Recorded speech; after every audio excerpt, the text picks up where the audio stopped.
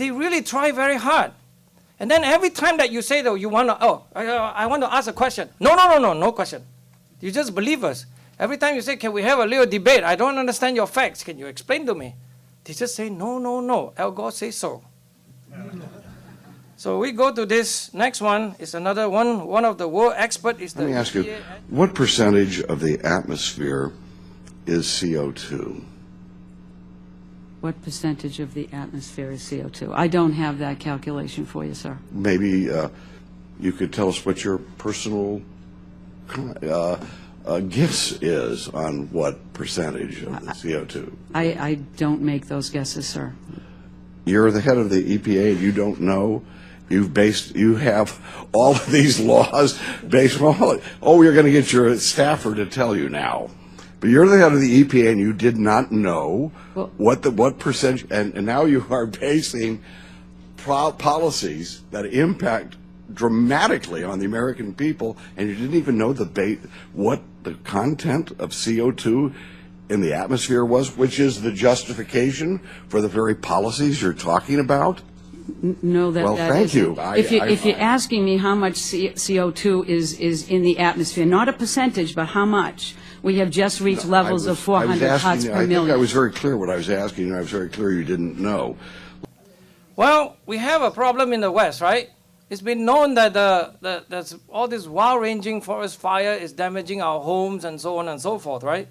Whatever the reason is, apparently the Professor Jim Hansen from NASA Goddard Institute for Space Study, by the way, you all know who he is, right? He's the father of global warming. He's the man who testified in the Senate in 1988, making a clear statement that he's 99% sure that he has already seen the global warming effect by the carbon dioxide, okay? This is telling you the level of stuff he's doing.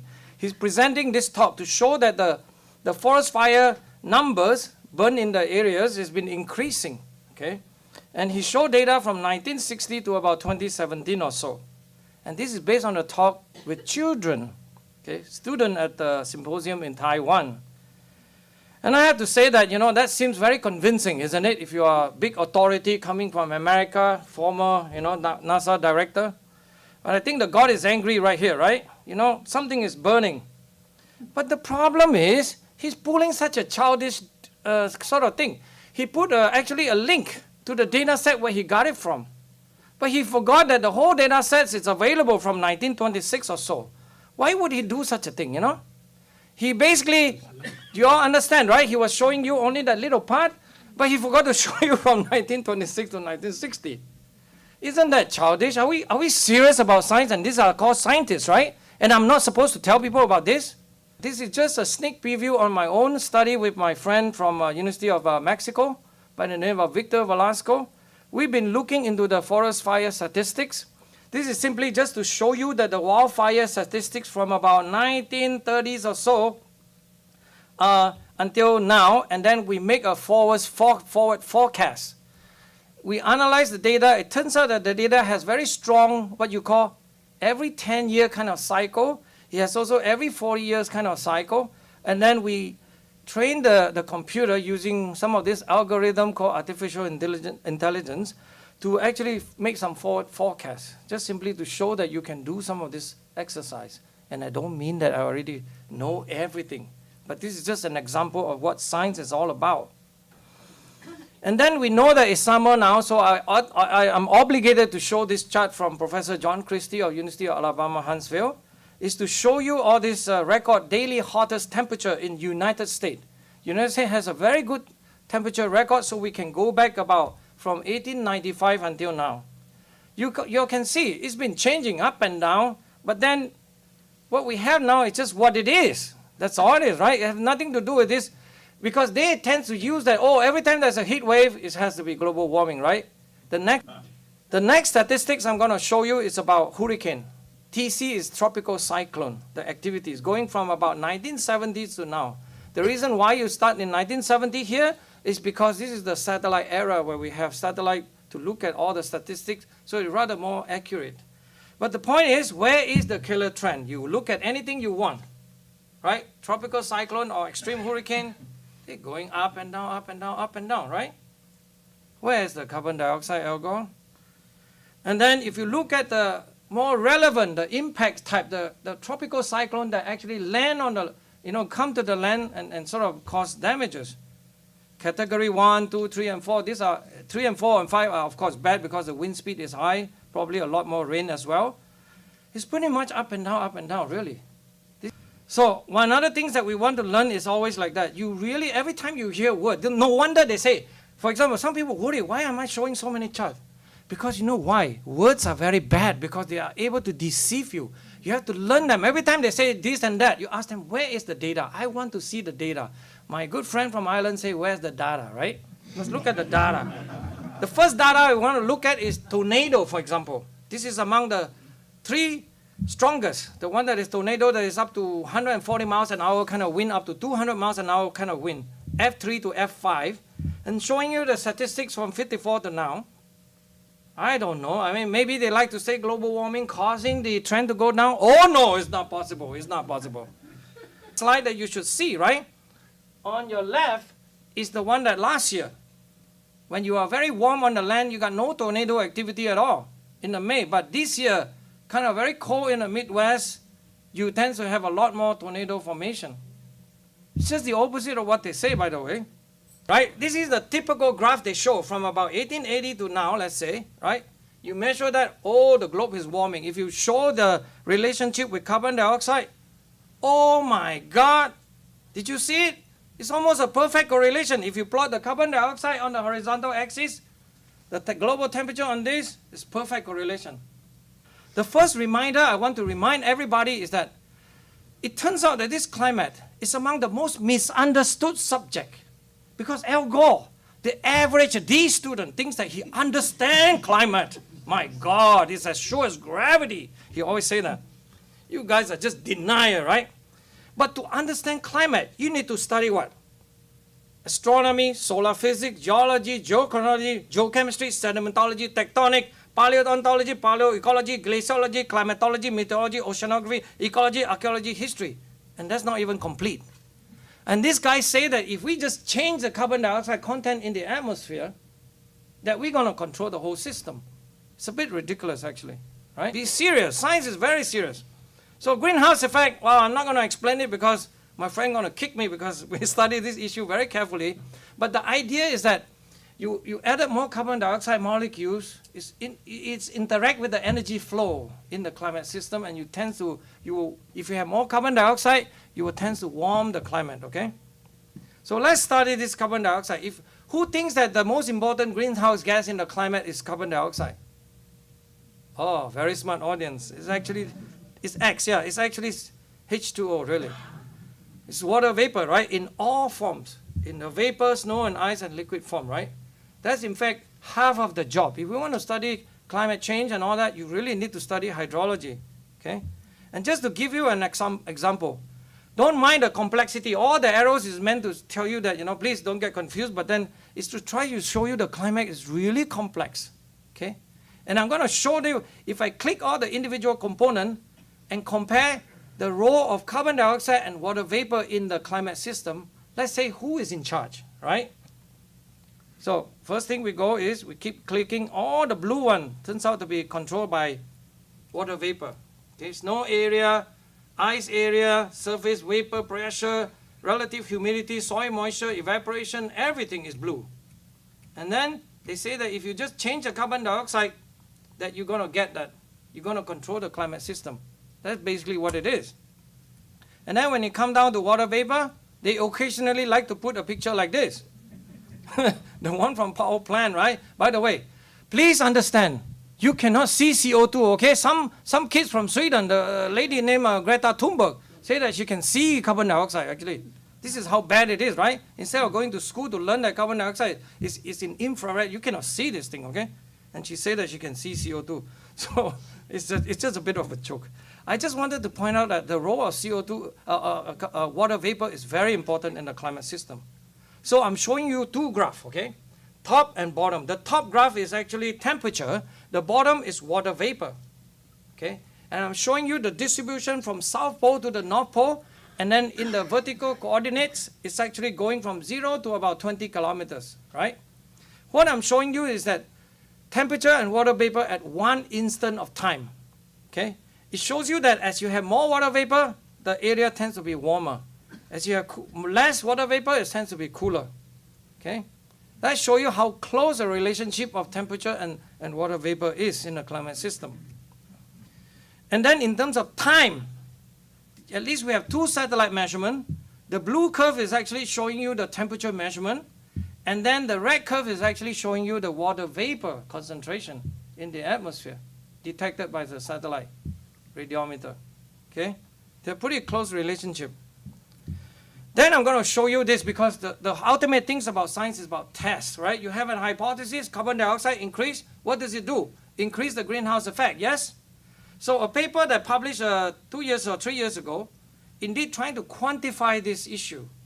And they tend to find that the last few years, you tend to have this so-called flattening of the greenhouse effect, which I will show you by this graph. From 1980 to 1991 or so, there appears to be some kind of increase of the greenhouse effect. And then by the time you reach about 92, 93, if you keep plotting the greenhouse effect, it seems to be flat, going up and down. So what this is telling you is that if you study the energy flow in the climate system, that the last few decades it's been flattening. There's just, even though the carbon dioxide is rising, it's true, that one is still true, by the way. But the greenhouse effect has been flat. So what does it tell you? It tells you that carbon dioxide is actually playing a minor role in the total greenhouse effect in the climate system, really. Because this effect of flattening is caused by two things. The cancellation between the water vapor and the cloud effects, okay? But not controlled by carbon dioxide at all. This is actual measurements. If you don't like this, look at the result from Antarctica and Arctic. They measure something called the outgoing long-wave radiation. Satellite could do those things. It's showing you something like this. So I think in terms of testing the empirical effects of what carbon dioxide do to the system, it's fairly convincing that no such thing exists. And then when you come down to global warming, just remember too, every time they say that if I have more carbon dioxide, I'm going to warm the climate by a few degrees, let's say. But the few degree in the context of a city like a Boston, I'm basically showing you the daily temperature in Boston from January to December. Okay? And then they say the global warming going to change by 2 or 3 or 4 or 5 degrees Fahrenheit, let's say, on this scale. We go from anything from 10 degrees Fahrenheit to 80 degrees Fahrenheit. And we're talking about this tiny thing that is very hard to detect, even if you allow their theoretical speculation to be true. So I want to show you this case that is very, very outrageous. What I'm plotting here is 3 curves. 2 curves is basically the blue and the red curve. They are what you call the satellite temperature measurement of the global temperature. From about 1990 something to about, let's say, present time. It's going up and down, but it's flat, right? This is what the famous thing called the global warming hiatus. It's not warming up, while the carbon dioxide is still rising. And then another data set that shows is rising is produced by NASA Goddard Institute for Space Study. The 2 satellite data is measuring something from a layer about a few kilometers up from the atmosphere. What is measured by NASA GIST, Goddard Institute for Space Study, the green curve, is from the surface thermometer data. We don't believe that data is true, of course, by the way, so we're working on those class of problems. But here I want to refer to a case by the group called RSS. They are from Santa Rosa, somewhere here. They are actually showing that curve in 2016. And then I want to remind, because every time that in science, that if you can do as many independent measurements that you can, that is becoming more interesting. I just want to remind you on the middle panel, the RSS and the University of Alabama Huntsville data agree with each other. There's a flat trend. But there's actually a third data set that is measured by another technique, okay, from a Taiwanese group. They're actually using some very special technique of looking through the atmosphere and do that sort of thing, radio occultation for people who wants to know. It actually shows satellite flat trend, by the way. So what do? We have 3 data sets, 4 or 5 data sets. 3 of them kind of show flat here, right? Because they're measuring the atmosphere. And this guy from the surface showing the warming. So is it really true that this hiatus, this so-called hiatus, you understand this, right? If the temperature is not always coming, is rising, do you actually consider this a disaster for them? Instead of saying that, hey, maybe that we are wrong, carbon dioxide is not important. Oh, no, this will shake all their foundation. They don't like it, okay? So they started to say that these are fantasy created by people like myself. Okay, so they have BBC say, what happened? What happened? We need to study this. And then you even have, sorry for the quote, but anyway, there are folks in scientific community talking among themselves saying that we're in trouble now because we cannot explain why the temperature is not warming up. So it shows you that they are worried internally. And even worse, a very famous professor by the name of Professor Phil Jones from UK was actually writing to his colleague from the UK Meteorological Met Office because they were making forecasts. They even forecast that the temperature will keep flat for about 2020. Remember this, okay? I'll make the point later. Because even forecast is showing that it's going to show flat. Because, you know, they want to show that they can predict this. Oh, we understood this thing, but it will warm again. You just wait. You just wait. It's going to warm again. And look what happened. 3 years later, RRS temperature now agree with the Goddard Institute for Space Study. So, if the data don't fit your theory, what do? You change the data, guys. Be smart. Why not? That's okay. So they were talking things like that. They're beginning to talk among themselves that maybe, you know, satellite data, by the way, is measuring something in the troposphere, like few kilometers up the air. It's actually a good measurement because they're measuring something from the vibration of this oxygen molecule that is very uniform, okay? Because it's very same amount of constant, 21% everywhere. Carbon dioxide, there will be a lot in this room, few thousand parts per million. Outside is 400, things like that. It's very good. And then now they say the surface thermometer data that has all kinds of problems is okay. So this is the summary. When the data don't fit, you just change the data, okay?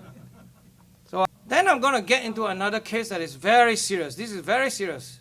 The man on the right or left is Michael Mann, and then the other one is the famous Bill Nye, the science guy. Celebrity. But anyway, this is concerning a very serious problem. Michael Mann is well known and associated with a phenomenon called hockey stick temperature history. This is actually a paper that's been produced showing that the temperature could not change much from 1000 AD to 1900 AD, very flat, and then it warmed up from 1900 to now, zoom it up. Never mind the hiatus, of course. And then most people are studying this flat part. Okay? I produced a paper myself. In fact, my paper was the first one ever produced in 2003. Now, I want to focus in on the blade problem, okay? Let me show you. I wrote a scientific paper just to make a point to say that we study this issue carefully. And then I want to tell you that Michael Mann was very worried about this, so he put out in the blog saying that, oh, there's this so-called attack paper. In science, when somebody criticizes your work, you'll be very, very happy if you're an honest scientist. Because according to Michael Connolly, my good friend, saying that we learn more then, right? Instead of saying, oh, this guy is attacking me, he's from denial club, and so on and so forth. So he actually blamed that, you know, I was trying to attack IPCC. No, Michael Mann, I was attacking your work, not IPCC. Really. He was so proud. He was so proud that he tried to stop my paper from publishing. He was influencing this American Geophysical Union that published that journal, Geophysical Research Letter, where I printed in 2004, calling them that I have violated copyright in my paper. Therefore, the paper shall not be published. Let me show you the problem. You can look here. It's a bit hard for me. Okay, left. Okay, from left to right, you have 3 data sets.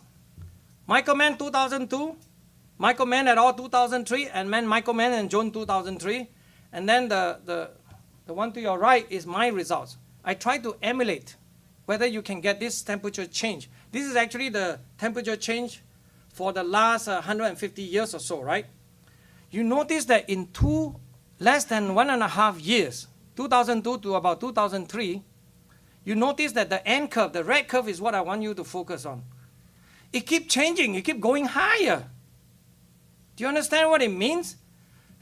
It's impossible. Under any data, any condition, the data could not change by 1 year, especially this one is 40-year filter. You smooth it out so you don't want to study the year-to-year changes, so you study the long-term changes. Do you understand? Mm-hmm. This is the part where nobody discusses. Actually, I published a paper on this to point out that I consider this case is a scientific fraud, in my humble opinion.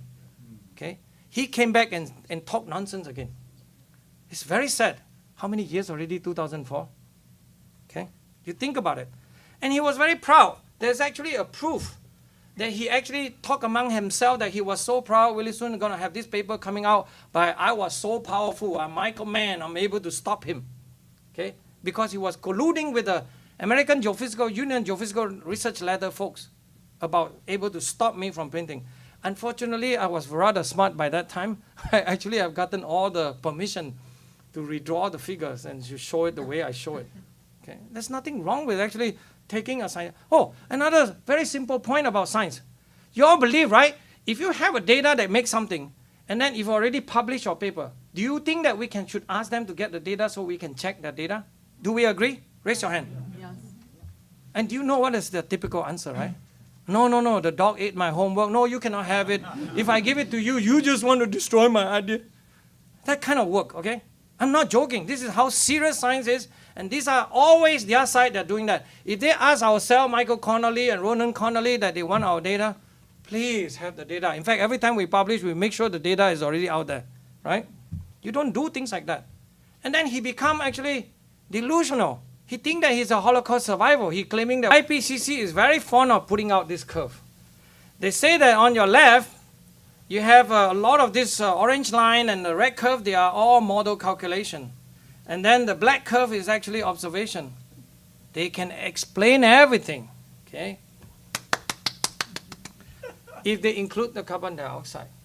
And then on the left, this blue one, On the right. include only the, yeah, on the right, yes. That you include only the volcano and the solar, oh, it won't do anything because it deviates. And I have to tell you, if anybody have any understanding of statistics, this is actually an abuse of statistics. And also, statistics, I'm not interested. I'm interested in physics. You notice the unit that they plot. They always plot this thing called the temperature anomalies, which is a very strange word. It's actually a temperature deviation from some averages, okay? But if you plot in the actual temperature unit, temperature, the ice freezes at 0 degree, isn't it? The ice get boiled at 100 degree.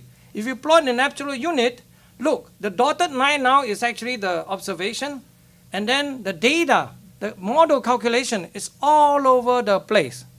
But when you do a temperature anomaly, you actually squeeze them together, you hide it so your data look very impressive.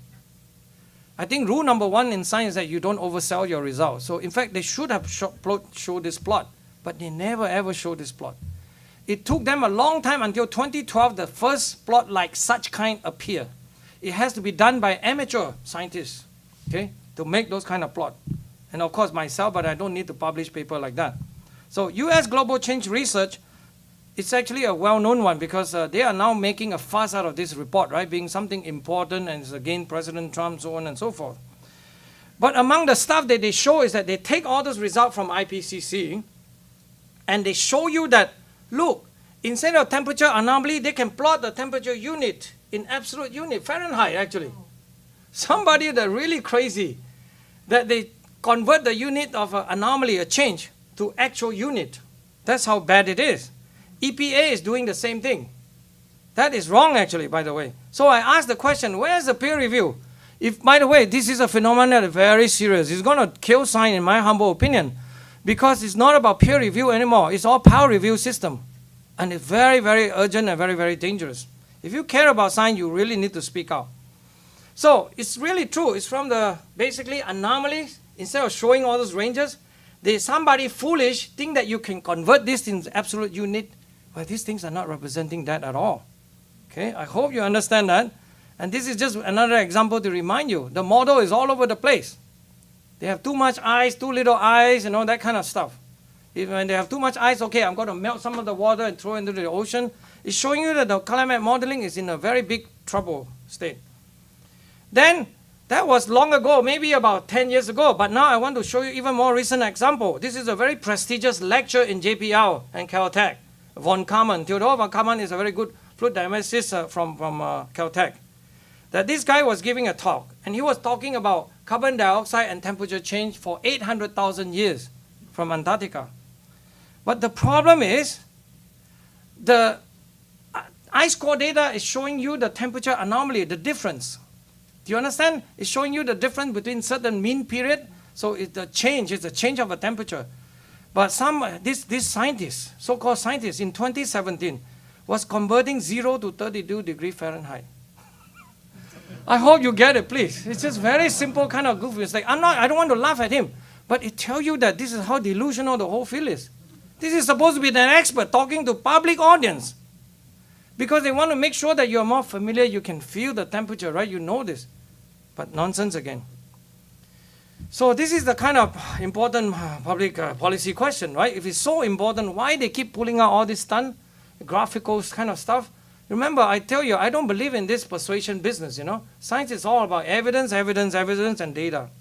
So the question is, can the climate model simulate? If you think climate model is important, because that's what they use for policy, right? For next 100 years. They say now it doesn't matter. You don't even need to validate the model, actually, they say. All I care is that if I increase carbon dioxide, it's going to warm for the next 100 years. Okay? But let me do another test. Can we simulate something simple called the seasonal cycle in the climate temperature data?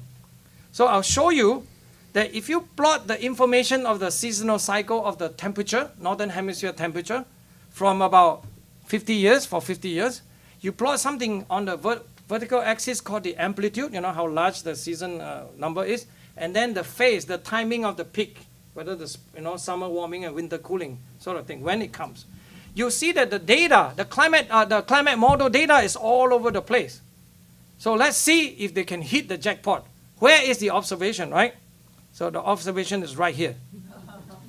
Oh, they miss it by a lot. It's bullseye, man. I'm going to throw my thing. I'm going to throw my dart. It's going to hit somebody, right?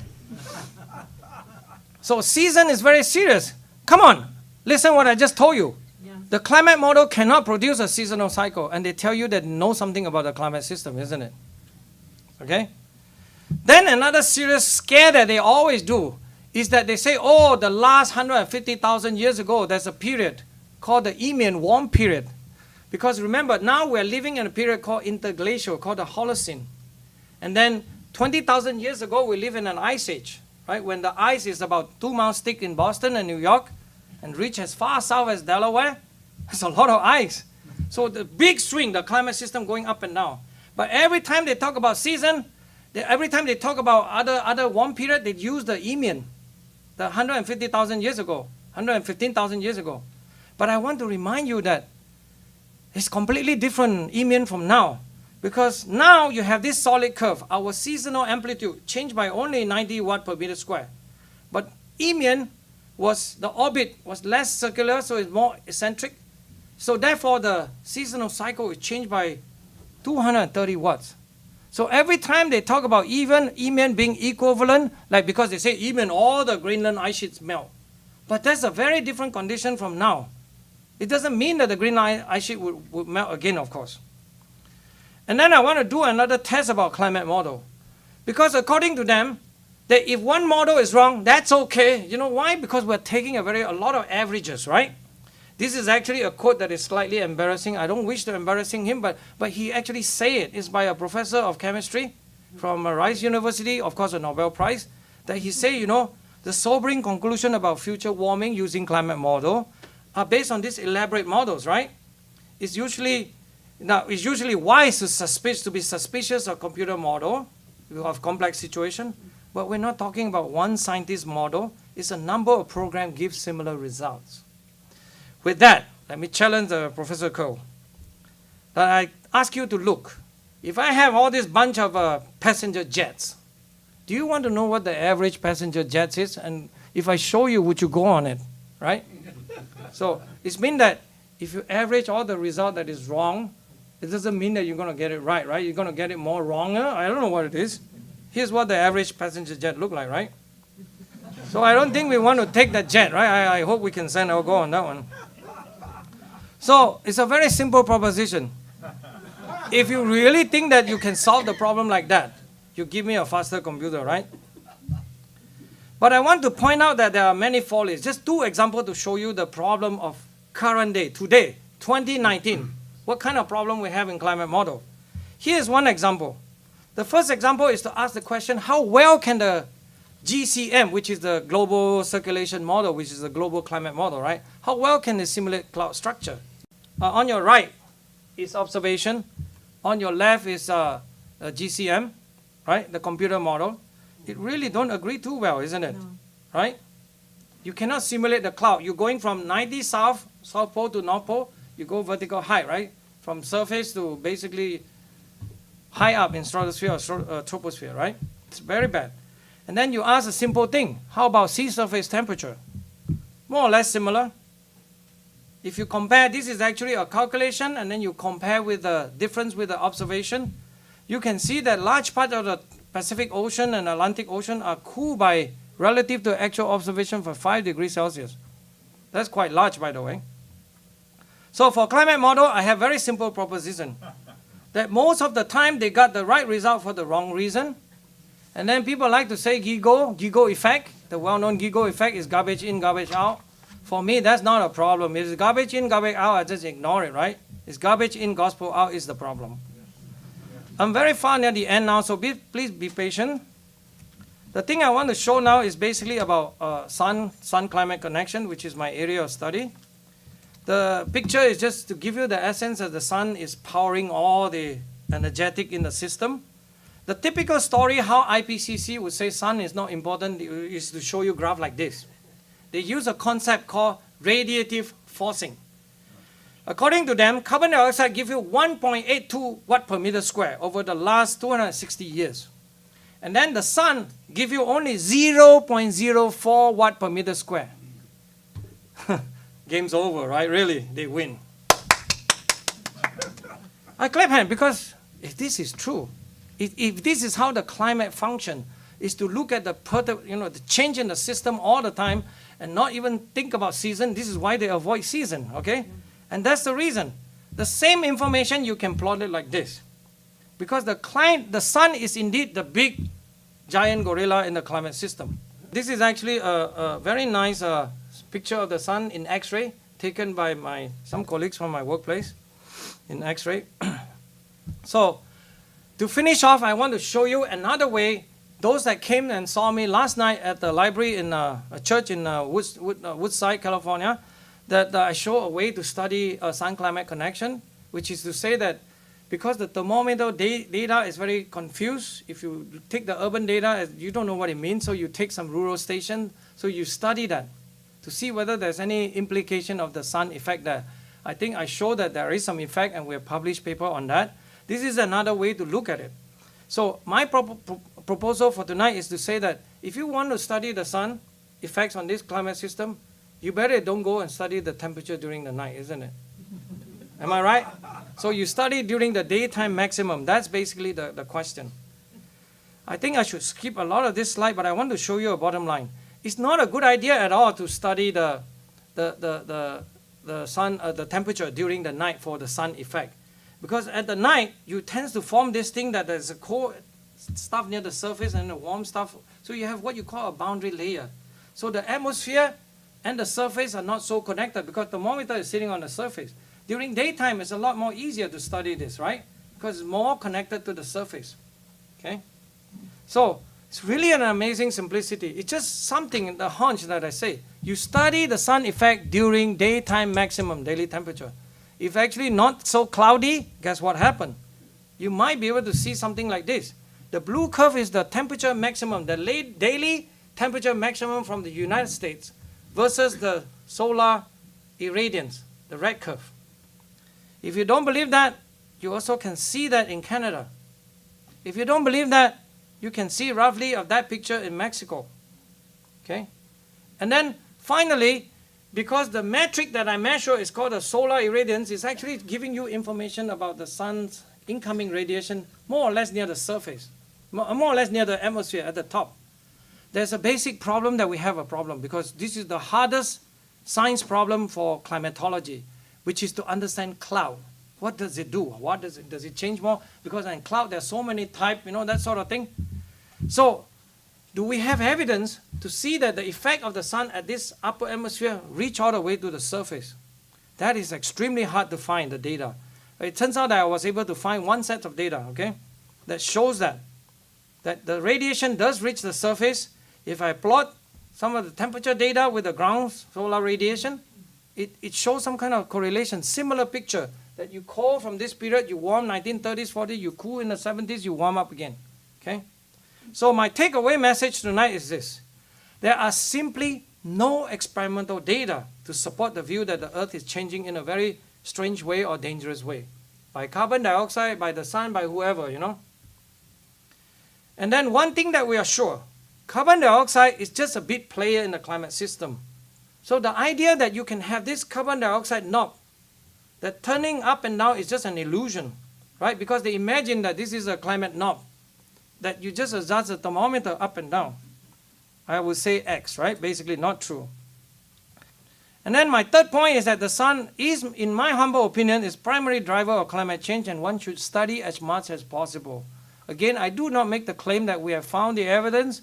I'm merely showing you that there's a lot of interesting hint and one should study it and understand the exact way in which the sun affects the Earth system, including sea level change, all this other stuff. And then you have to remember, climate model, that famous thing, the tools. They actually come at tool, I say it's so misleading. It's really not like knife at all, where you can use to chop, you can do so many things, including killing people. You can do so many things. This climate model is almost useless, in my humble opinion. It's supposed to be some kind of a pedagogical tool, some tool to learn, you know. But it's not for forecasting at all. It's simply not ready, right? Because they cannot represent a lot of this physics and chemistry and all this problem. That's what the problem with climate model. It can never be used for public policy, no matter how many people say about it, no matter what the Supreme Court is saying. This is my last slide.